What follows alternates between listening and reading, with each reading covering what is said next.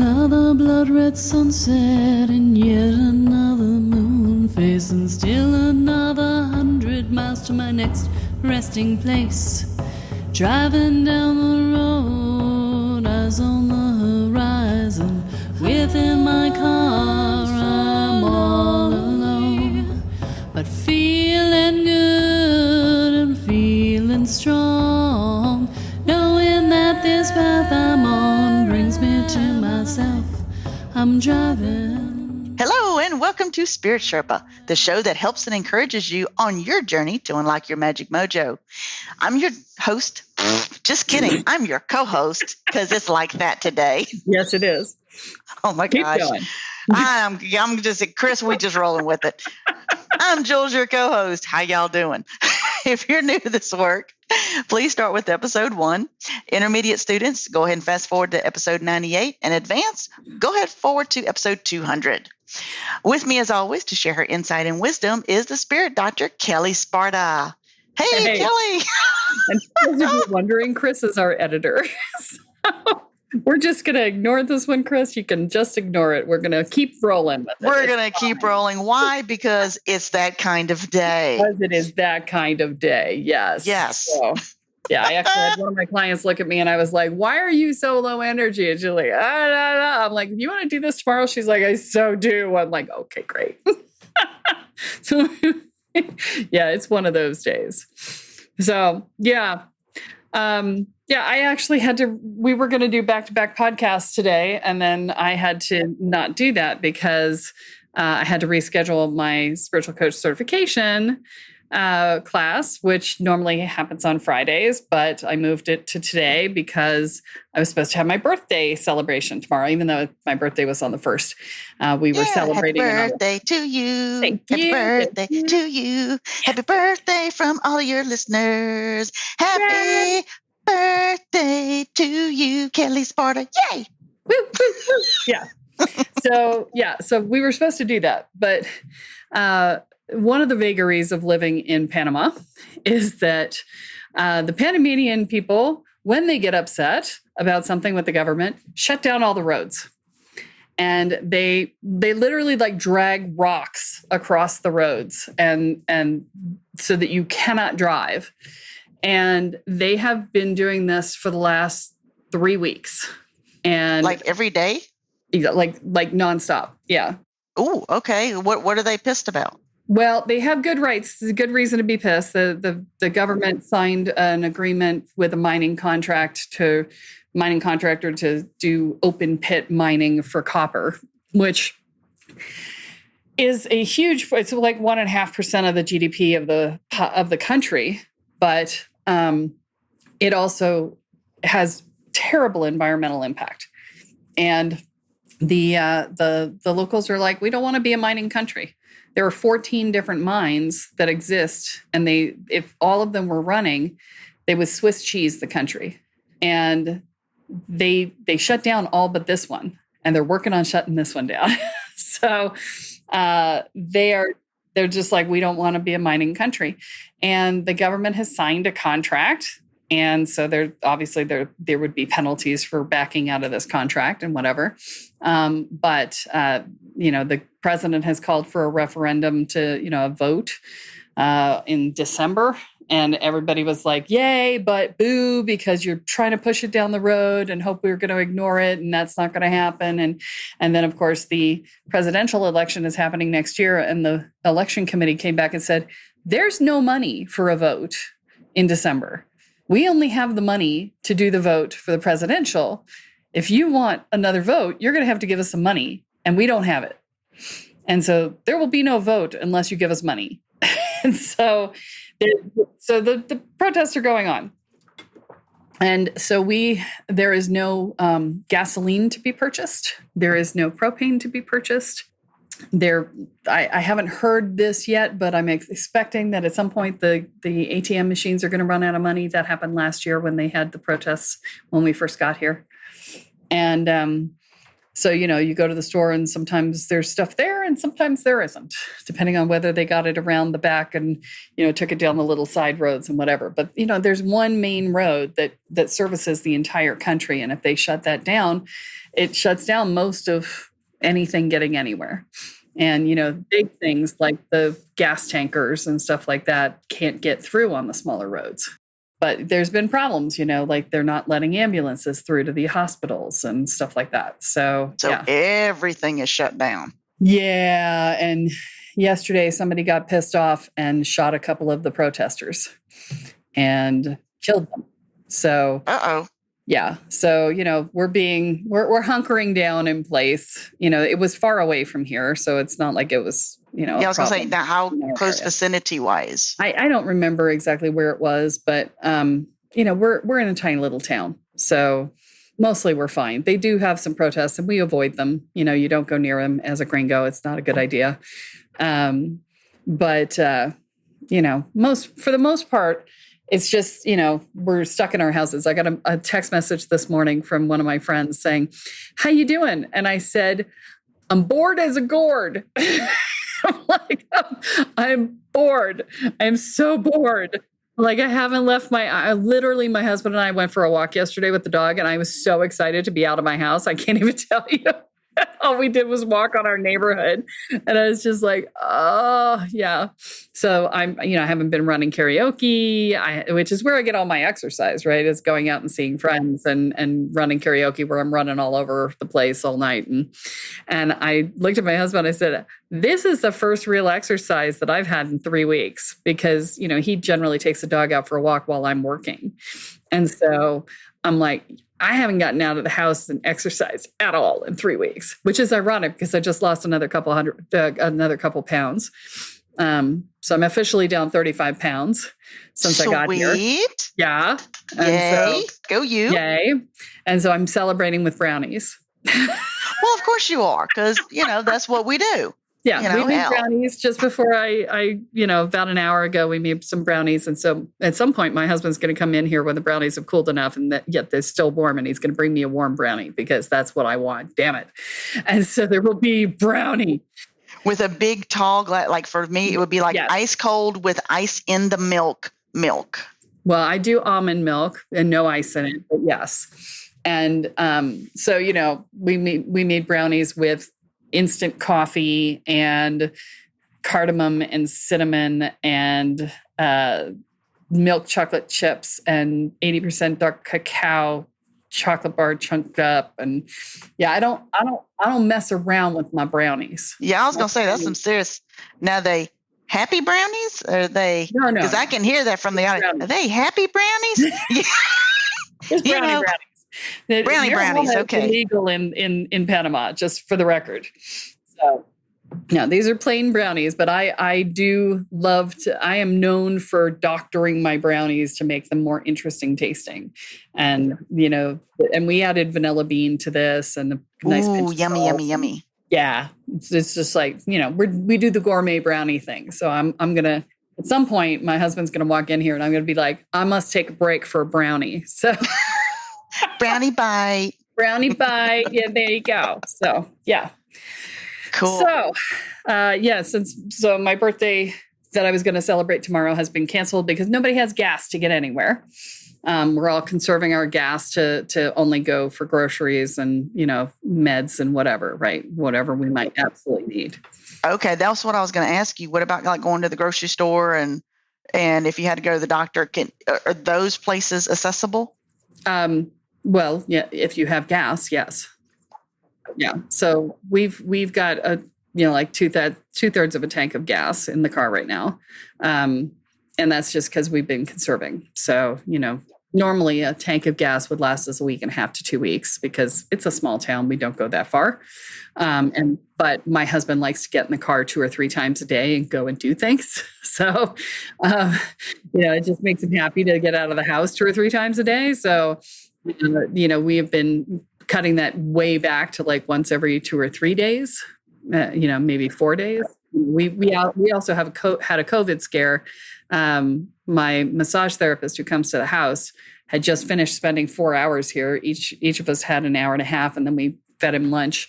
And then he calls us 15 minutes after he leaves and says, just got a notice from my client that I met with 2 days ago that they've gotten a positive COVID test. And so, I'm like, so on top of it, we couldn't do that either. We had plans to see friends like the first time we've been doing anything with anybody the following day, and we couldn't see them because of the COVID scare. So as it turns out, he tested negative, so we're fine. But yeah, so it's been a thing. I'm ready for this protest to be over, right? It lasted about 3 weeks last year, and we're at about that mark now. So I'm hoping it'll break soon, but we have no idea. So, but my birthday party tomorrow has been canceled. So sad. So, well, we can just postpone it. It's been postponed. It has, but it's at the moment it's postponed indefinitely because we have no idea, right? So, hence the brownies. Because by the time I get to my birthday, the lady who normally makes the cakes, I think it will be out of town. She's heading back to the U.S. soon. So. Yeah, my friend Heather makes cakes for everybody in town. It's her thing. So I don't think I'm going to get my cake, which is very sad because it was going to be a key lime cake, which sounded amazing. So anyway, we're a third of the way into this podcast and we're still shooting the shit. So we should probably get to the episode. But yeah. So anyway, the topic of spiritual addiction, I don't know why I have not had this conversation before now. I swear to God, I should have had this conversation ages ago, but I didn't. So we're going to talk about it now. And you're probably going to hear me talk about it ad nauseum coming forward because it is such an important topic. So here's the way this works, right? You guys have heard me talk about. Yeah. Well, so I'll get to it. But I'm going to remind you of the stages of spiritual growth because it matters, right? So in the beginning, when you're looking at life and going, there's got to be more to life than this, that is the discovery phase. And you go looking for the magic pill that's going to solve all your problems, right? And literally the magic pill, because we're in the spirituality world. You start out looking for the magic pill solution and you're jumping from thing to thing to thing to thing, going, how about this? How about this? How about this? And then you start to see things that actually work. And at that stage, you're in the proof and proselytizing stage because you go, holy shit, this stuff really works. I must tell everyone I know and drag them out to classes with me so they don't think I'm nuts, right? Yeah. And so that begins the drag all your friends out, start to really look into this, see what else you can find that works, all of this, right? And then you move into the prove it / spiritual addiction stage, okay? And what that means, and you guys are going to recognize yourselves right now, so I'm just going to warn you. This is that stage where you're consuming every video, every podcast, every piece of information, the online courses. You've got 8 books on the side of your bedstand that are stacked up with you have read part of all of them, but not all of any of them. And then you buy a few more and you think, oh, well, I'll cycle them in, even though you haven't finished the other one. And it doesn't really matter because you're just going to read them because that's what you need in the moment. And you're just sucking up all the information. Okay. And you buy $500 worth of crystals in one shopping spree. Yes. Crystals, tarot cards, incense, pendulums, candles, smudge. Yeah. All the stuff. You're buying all the props, right? All the spiritual props. Okay. So, and you guys are probably laughing your asses off at yourself right now because I this is kind of where everybody is probably. So the spiritual addiction piece and the prove it, right? So it's prove to yourself that you can do it, right? That's what the prove it is. But the spiritual addiction piece is in conflict with that piece because at the same time you're trying to prove to yourself that you can do it, you're looking outside of yourself for the power. Brownie has arrived. It's brownie time. Brownie time. Yum. Oh my God, it's so good. Wow. That is so good. All right. We need smell-o-vision. Oh, you can taste it. Oh my God. Taste the vision. Oh my God, it's hot. Put it in my mouth. Okay. So everyone, just expand your consciousness to taste the brownie. I was there. And my empath self. While everybody starts drooling while they're listening right. to this and they're driving, and they're like, "What the hell?" Well, there you go, baby. It works. That's because I make kick-ass brownies. Okay. So you're in conflict with yourself because you're both trying. Okay, I gotta stop eating that. Okay, you're both trying to prove that you can do this yourself, and at the same time, you're trying to look for your power outside of yourself by buying all of the props and all of the things and looking for the solutions outside of yourself. So I'm looking both inward and outward at the same time. I'm thinking inward to prove it to myself. So I'm looking within myself for the power, for the proof is in the pudding. But yet I need all these little things. And so I'm, surrounding myself with all the things. Right. Okay. So think of the things. So any addiction is simply taking an empty space in your energy field, which is typically in the third chakra, right? So the empty space being the I don't feel good enough, I don't feel deserving, I don't feel like it's okay for me to receive, I don't feel like it's okay for me to take up space. All of that stuff generally lives in the third chakra. And you're trying to fill that spot with the things that you do in the second chakra in the pleasure-seeking center. So whether you have a sex addiction or a drug or alcohol addiction or shopping addiction or a spiritual addiction, we're seeking pleasure. So we're doing this high vibe stuff that feels good. We're leaving our bodies. We're getting up into spirit. It's all the same stuff. You're just doing it you're shifting your addiction from a physical thing to a spiritual thing, but it's still an addiction. Still, okay, and still serving as a distraction. Right. If you doubt that, think about what it would be like to do zero spiritual work for the next month, to consume zero spiritual stuff for a month, right? What would it feel like to do that? And if you feel like you're like, you're a junkie, okay? You're a junkie. That's just how it is, okay? That's it. It is. I can't help it. It just is. It's a phase. We all go through it, right? And so what you have to recognize is that this spiritual addiction is based in the fact that you're still looking outside of yourself for solutions.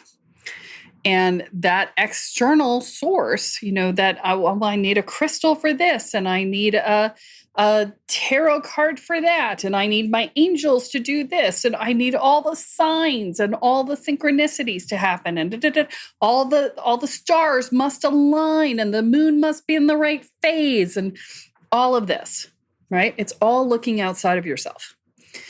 When you start to make real progress is when you start to look inside of yourself, when you give up the search for the magic pill, okay? That magic pill does not freaking exist, okay? I had an itch It's top of my head, and then I'm like, ow, it hurts. But what? I don't understand. Yeah, no. Yeah. So this magic pill doesn't exist. And in our spiritual addiction, we think that gaining more knowledge is going to get us somewhere. And it's not the knowledge that you get from outside that gets you anywhere. It's the knowledge that you get from inside that gets you there. It's the knowledge of yourself. It's the acceptance of yourself. It's the going within and finding the still place and being willing to take up space in your own life. It's all of these pieces. Now, yeah, for a lot of us, the childhood trauma stuff and all the stuff that's happened, we have some things to unlearn, and there's some unlearning to be done, right? But the unlearning is taking out the garbage that other people put in. Right? It's not actually a magic pill. It can feel like that if you do enough of it fast enough. I get people who were like, holy crap, after 4 months in the program. But the fact is that the magic pill is you. You're the magic pill. Being with yourself, being able to be with yourself, being able to trust yourself, being able to be in integrity with yourself, being able to love yourself. That's the magic pill, right? That's the thing that opens up everything inside of you. That's the part that allows you to be still enough to connect with your guides on a deeper level, to be willing to accept and own your power because you've cleared out that well of rage that makes you feel like you're unsafe, right? And so therefore you won't ever give yourself your own power. If you clear that out, then your willingness to own your own power dramatically increases. There's a lot of things that just disappear as problems when you can be with yourself. And, that is the true magic pill. And to do that, you have to break the spiritual addiction. So something you guys don't know is that, in the second program that we run, in the Woo Squared program, it's actually broken into 6 parts. And in between each part, there is an instruction to do no spiritual work for, depending on the part, 1 to 2 weeks. And the purpose of that is, 1, to give you time for integration of the things that you've learned, because we're going so fast with so much stuff that you need downtime where you're not taking anything in order for your brain and your body and your energy field to be able to integrate what you've got. So that's number 1. But number 2 is that it's meant to break the spiritual addiction. And so it pulls you away from it enough that you start to go, oh, wait a minute. I have this unhealthy draw towards this stuff. Maybe I should think about this, and maybe I should, take a little break. And when you take a break and you start to refocus on yourself, you go, oh, yeah, this is better, right? I don't need to learn that next crazy magic thing, or, I don't need to learn that new healing modality or whatever, right? I can just be. And maybe if I be long enough, I can just channel that shit and not have to pay for it, right? That is what we really hope for, is to be able to lean into our own stuff. That's what I tell everybody with my programs, is that they're designed for you to not need me again when you're done, right? That's the goal, is for you to stand up on your own, be able to be like, woohoo! And, if you want to give me if you want to poke me and say, hey, I need some help on this or that, or you want to check in or whatever, I'm always available. But the goal is that you don't need me, right? And so for that to be the case, you have to break that addiction, and you have to start leaning into your trust of your own intuition, your trust of your own connection to spirit, your trust of your own ability to just channel what you need. You're not talking about an addiction as far as me seeking knowledge so that I can grow, or me seeking knowledge there's a learning process, but kind of what I hear you say is, all in all, the magic, we are the magic. It's not the thing. I'm going to make, use this as like my pendulums. My pendulums are not magic. That's me. But when all of that is just the seeking of knowledge, just for the sake of seeking knowledge, instead of going within and going, hey, I can do this myself. I can work through my shadow work. I can, using myself as an example, if I'm working on remote viewing, I'm like, I can do this. I know I can. But it's not I have to learn every little thing there is about remote viewing. If I can remote view, then I can do this, and I can do this, and I can do that. And having that be a distraction instead of working on myself to then strengthen my inner self. Is that correct?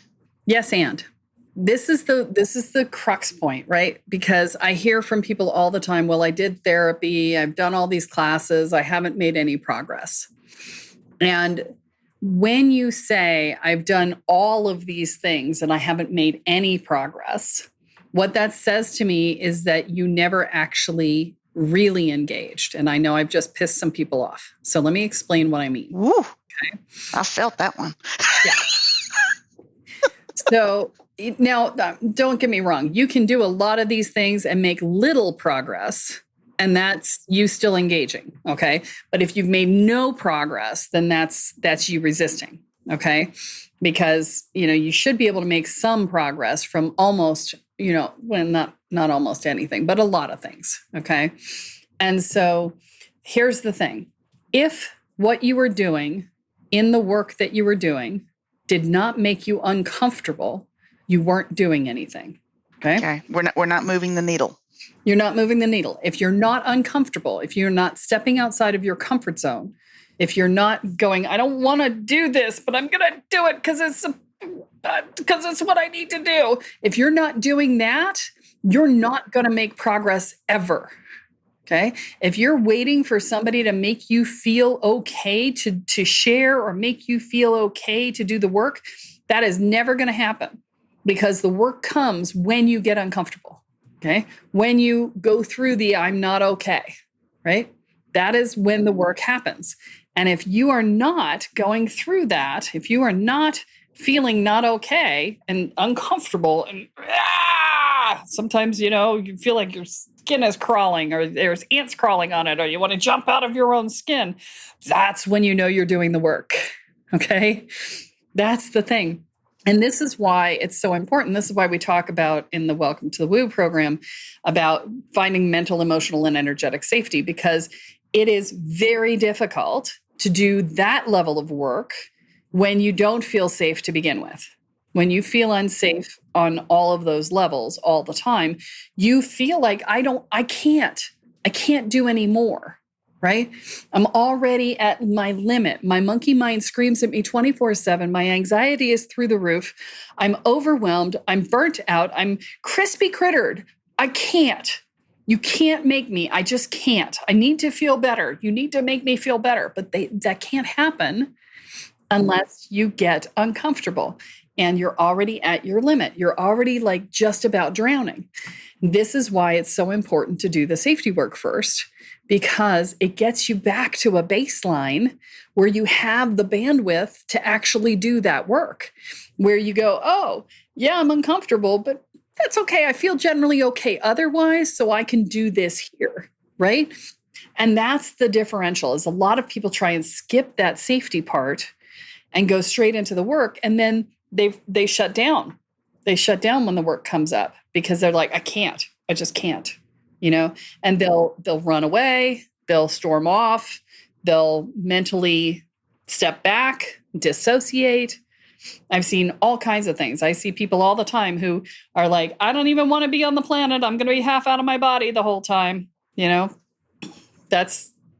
common, right? That again is a spiritual addiction piece. And do you see them like, if I'm working on this, now I'm getting uncomfortable. I'm going to change directions and I'm going to go try something new. So it's always let me tell you about the latest, newest, greatest thing. Yeah. I'm done with this process. I got everything I could out of it. I'm going to go over here. They declare themselves complete because they got up to their danger point or their push point and pulled back and like, no, this isn't for me anymore. But if you don't go through that, you're never going to make real progress. That's the challenge. So it's kind of like going through the kindergarten in 5 different schools. Pretty much. Yeah. You never advance to the next grade, you just keep everything very shallow. Yeah. Or, and the weird part is that you can feel like that's not necessarily what you're doing. You're like, oh, no, I learned so much. It's not about your head knowledge. It's about how you feel. And if how you feel does not change from the time you start until the time you finish, you did not engage with the work. You may have gained a lot of knowledge, but you did not do anything with it. Knowledge is useless without application. Okay. And so the spiritual addiction piece is seeking more information in the hopes that the information will magically make you feel better. And that's not how it works. Okay. So you're still back to first base, basically. You're still back to that initial, your container is not solid. My own container is not solid. I'm not solid in my being or in my belief structure, in my boundaries, all of that stuff. I can't own my power because I'm still giving it away. Right. You're giving it away. You're expending it, being upset about things that happened 50 years ago, 30 years ago, 10, like yesterday, you're upset about things, and there your power goes. Every time you point the finger at somebody, that's where your power goes, right? So, all of these things are reasons why people don't make progress. And the spiritual addiction piece, the challenge is that in any addictive process, we tend to be in blame mode. It's not my fault. I'm doing what I can. I'm doing as much as I can. It's not my fault, right? That's a classic addiction response, right? It's everybody else. It's not everybody me. else's fault. Right. And so, everybody else has to change to make me feel better, right? That's the spiritual addiction piece. Or, I'll take responsibility for it and I'll put up shields, but my shields aren't working. And so you guys gave me bad information about shields. It's like, well, no, you had to change the way you held your energy field before the shields were going to work. But, okay, or, I'm an empath and you feel bad. So you need to feel better so I can feel better. Right. I have to laugh at that one. But that's what we do, right? But that's yeah, what we do in the beginning is we try and manipulate others who feel bad to make them feel better so that we can feel better. Because we know how to change how we hold our energy so that we don't have to feel bad or upset or whatever when somebody else is feeling bad or upset. So because I'm an empath and I don't know how to put up my own shields and bring my energy in, so I'm not affected by others' energy. Well, honey, I'm dating you, and you have to understand this. We cannot go to a movies. We cannot go shopping. We cannot go to the concert. We have to do everything just the two of us in a bubble, and there's no social interaction because I just can't handle it. And that's not my fault. It's your fault. Right. Or your partner, it has depression, and now it becomes your problem. Because when they're depressed, you're depressed, right? And so now you have to make them feel better, but depression doesn't work like that, right? And so you're now trying to force them to feel better, and they're feeling like they have to feel better to make you better. And then there's this toxic dynamic that happens, right? All of these things are the things that happen as we go through this. And so, you really want to pay attention, because the big downside, aside from all the things that we've talked about, the big downside of spiritual addiction is that it's exhausting. It will burn you out faster than anything else. Because while you are consuming information at a ridiculous rate, I mean, like so much information, you're not giving yourself any space to integrate. And therefore, the information just builds up until it just crashes in on you. And then you get overwhelmed and crispy crittered. But you feel worse because you're overwhelmed and burned out and crispy crittered. And so you consume more, which amplifies the problem, making you feel worse. Now, does the savior complex kind of come into this too, thinking, here's where I'm going. I'll use, again, myself. I just learned Reiki. I'm going to try and Reiki the world. Everybody I come into or situation or, the war going on, I'm going to put all of my good energy there, and I'm going to exhaust myself putting all things there. And so is that also a part of this, or is that kind of a side cousin? Well, it's a little bit of both, right? Because part of anytime you are so anytime you're dancing on the edge of doing your own work, right? And I'm going to call it dancing on the edge, is that the moment you go up against the thing that's uncomfortable, you're going to pivot to helping or saving someone else. That's what I was wondering, if that's a part of it. Because it's so much easier to deal with other people's problems than your own, right? And so, yes, that is part of it, because that's a pivot that you do. You can bounce out of the practice you're in entirely, or you can temporarily bounce into, oh, I don't have time to pay attention to me. This other thing needs my attention so much more. Oh, I have to give everything I have to this because that's how I feel important, right? Which is part of how we learned how to do it, because the US is toxic and tells us that unless we're doing something, we don't have any value, unless we're producing. So totally understood, but that's what we do. And so, I'm going to give all my energy to try and solve the world's problems, despite the fact that people who are actually in a position to do that haven't been able to figure it out in 100 years. But I'm going to fix it all energetically by myself, by emptying myself out and frying myself so badly that I don't have any energy to look at whatever the thing was that I was pivoting away from to begin with. That would actually make me stronger in what I'm doing. Yeah. Because we forget, not my bull, not my pasture, and it's part of that setting up boundaries. I know when I was going through the class, oh, honey, I was like, ooh, girl, I'm going to set some boundaries now. And guess what? I'm going to reinforce them because I'm not moving my boundaries just to suit you. Live according to what I deem appropriate, and all that for me. Using my favorite phrase of, what part of the word no did you not understand? Yes. And no was a complete sentence. I love it too. It was a complete sentence. Yes. Yeah. No, really. No. You want me to say it in a different language? No.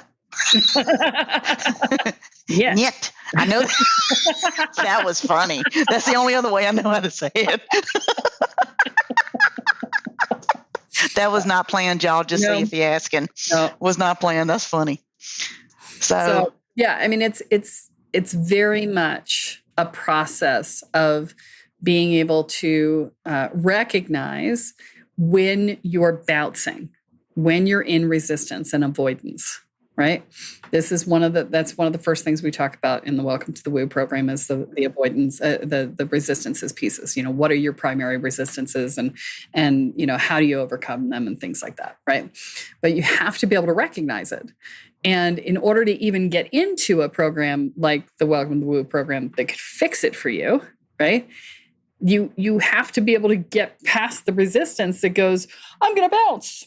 I'm going to go save somebody. I'm going to leave this tradition entirely because I can't. I'm done. I've mastered this. It's time for me to do the next thing. I know people. Anyway, but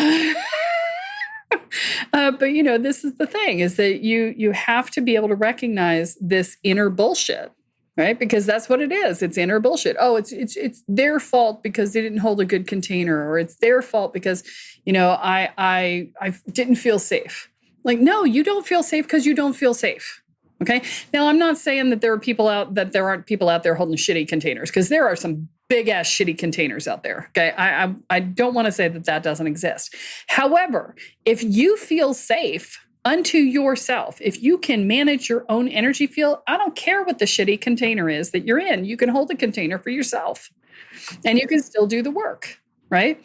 So it's not about the other people. It's about really getting to a place where you can feel safe inside yourself so that you're not in that addiction trying to fill the void instead of doing the work, right?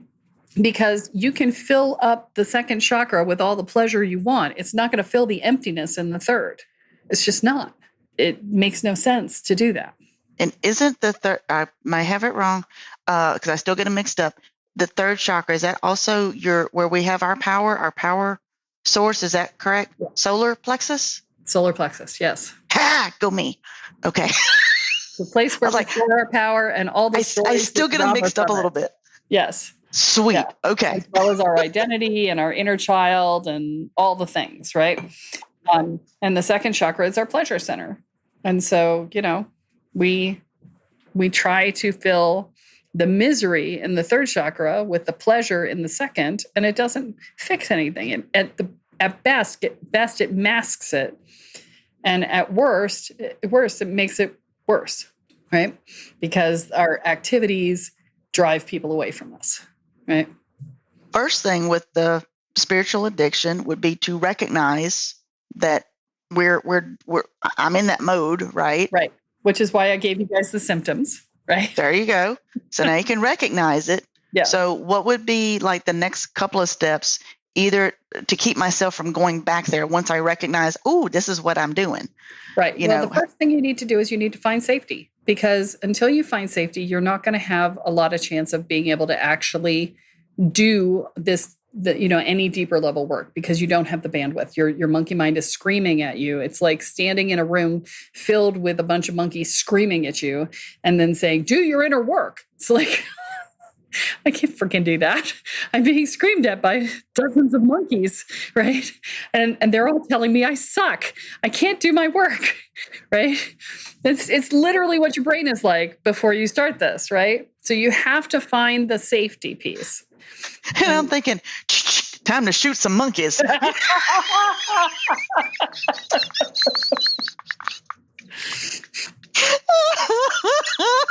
Time for target practice. Yeah. Problem is that these are all internal to your brain. So you shoot them and they disappear and show up behind you. And show up over there. They're like, metaphorically speaking people. Yeah. Yes. Yeah. Oh my gosh, that was funny. Yeah. So, you got to get to the safety place, because, if you try to do this without finding safety first, it is going to be a long haul slog, because you can only do eeky amounts, just tiny little eeks of work, because that's all the bandwidth you have. It's all the quiet you have in your mind. And people will be like, oh, well, I meditate and I do this. It's like, yeah, but meditation is great. Don't get me wrong. But meditation generally takes 10,000 hours to master, just like anything else. And 10,000 hours on the average person's life is a really freaking long time, right? So, there are faster paths, is what I'm telling you. And you don't have to just sit and contemplate your navel for 20 years to get there. Will it work? Sure, that'll work. If you contemplate your navel every day for an hour or two for 20 years, will you find a better sense of yourself? Yeah, it absolutely will work. I don't have an hour or two. Most people don't have that time or a dedication. Dude, I work. Okay, I get up, get ready for work, come to work. Mitch, my husband, he comes in like at 6:00 in the evening because he has longer days than I do. So I drive home, cook supper. He comes in, we eat, we do the rest of the chores, either watering the garden, doing stuff for mom, whatever. Before you know it, it's 8:30. That's time for bath and getting ready to go to bed. Why? Because we get up at 5:00 in the next morning. I don't have 2 hours to meditate. I'm doing good for 10 minutes. That's my point. So, Lord help you if you got kids, Oh my God, yes. There's zero time then, right? So this is what I'm saying, is that there is, in the modern day world, there is not enough time in a day to do it in the traditional format. You need to find a faster path. And, that's why I've done the Welcome to the Woo program, is to give the people the faster path. It's 5 years worth of personal growth work and 2 years worth of energetic training in 4 months, right? Without being overwhelming, because, it's taken out all the empty space. But you have to find that safety piece. Whether you do it in my program or somewhere else, you have to find the safety piece where you feel mentally, emotionally, and energetically safe. Now, you can do the emotional stuff and some of the mental stuff in therapy. And, CBT and DBT, cognitive behavioral therapy and dialectical behavioral therapy are generally good ways to do that in therapy. But the energetic work you have to learn how to do through, other means, right? So you can get the Boundaries for Empaths download on the website. That's free. That'll show you how to pull your energy field in. And then, shields, you can find information about shields and wards online. Be careful where you get your stuff from. But, in general, the basic shields are available online. So you can take a look at that. So, if you need to not do the course, these are sort of the paths that you could take otherwise. So if the price on the course is too much. By the way, we do have a self-study version of the course that is, you can do it for, it's like a third of the price for the whole program, or you can do it in 6 sections at like $200 a piece. So that is, it's totally accessible, right? Those don't come with coaching, but they are all of the content. And so you could could use that and do that if you needed to do something that was less expensive than the full program. So I just got to tell you, this is the single biggest stumbling block that people run into because they get stuck in phase 3. Phase 4 is doing your inner work. Phase 4 is giving up the idea of a magic pill and saying, I am the magic pill and I am going to do my inner work. Right? That's what phase 4 is. And so to get from stage 3 to stage 4, you have to give up the idea that there's a magic pill outside of you that you can find. Okay. That means giving up the spiritual addiction, because that's what that addiction is all about, is finding the magic pill. Right. So, and this can get really sticky for people because they're like, oh, but I'm so spiritual. Because this is another thing, is that the ego latches on to the, oh, look at me, I can channel. Oh, look at me, I can do mediumship. Oh, look at me, I can do these things. And yes, you can do those things. It's the, I'm worthy because I can do these things. I'm special because I can do these things.